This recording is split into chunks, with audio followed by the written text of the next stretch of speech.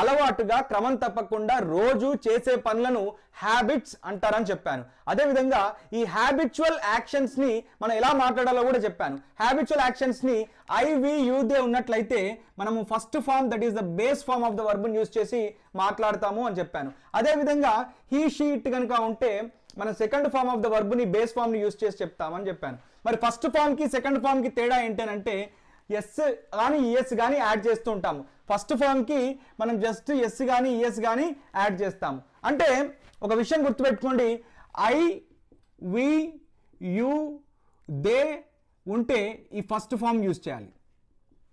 ఒకవేళ he she it కనుక ఉంటే మనం సెకండ్ ఫామ్ని యూజ్ చేయాలి. ఫస్ట్ ఫామ్కి సెకండ్ ఫామ్కి తేడా ఏంటి అంటే ఫస్ట్ ఫామ్కి జస్ట్ ఎస్ కానీ ఈఎస్ కానీ యాడ్ చేస్తే సెకండ్ ఫామ్ వచ్చేస్తుంది. ఫర్ ఎగ్జాంపుల్, నేను ప్రతిరోజు అంటే ఎవ్రీడే లేదా డైలీ, నేను ప్రతిరోజు ఇంగ్లీష్ నేర్చుకుంటాను అని చెప్పాలనుకోండి, ఎవ్రీడే ఐ లెర్న్ ఇంగ్లీష్. ఒకవేళ అతడు నేర్చుకుంటాడు అని చెప్పాలనుకోండి, ఏం చెప్పాను, హీ షీట్ వచ్చినప్పుడు ఎస్ కానీ ఈఎస్ కానీ వస్తుంది కదా, అప్పుడు హీ లెర్న్స్ ఇంగ్లీష్ అని చెప్పాలి.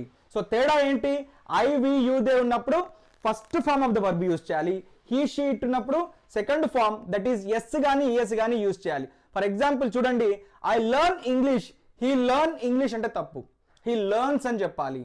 ఐ ప్లే క్రికెట్, మరి హీ అన్నప్పుడు ఏం చెప్పాలి, ప్లేస్ క్రికెట్ అని చెప్పాలి. So I play cricket, he plays cricket. I wake up at 6 o'clock, he wakes up at 6 o'clock.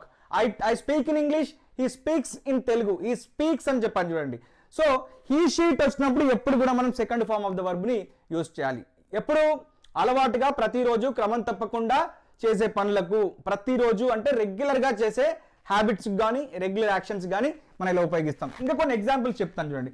We take coffee, మేము సాధారణంగా టీ తీసుకుంటాము. బట్ షీ టేక్స్ అంటే ఇక్కడ ఎస్ యూజ్ చేశాను చూడండి, ఇక్కడ క్లియర్గా షీ టేక్స్ కాఫీ అంటే ఎందుకు ఎస్ యూజ్ చేశాము, అందుకే ఇక్కడ చెప్పాను కదా base form he she it వచ్చినప్పుడు ఎస్ కానీ ఈఎస్ కానీ యాడ్ చేయాలని ఫస్ట్ ఫామ్కి. అలా మనం షీ టేక్స్ కాఫీ అని చెప్పాను. You speak in Telugu, but she speaks in Telugu. You అనేది వచ్చినప్పుడు ఫస్ట్ ఫామే యూజ్ చేసాం, బట్ షీ వచ్చినప్పుడు షీ స్పీక్స్ ఇన్ తెలుగు అని చెప్పాలి.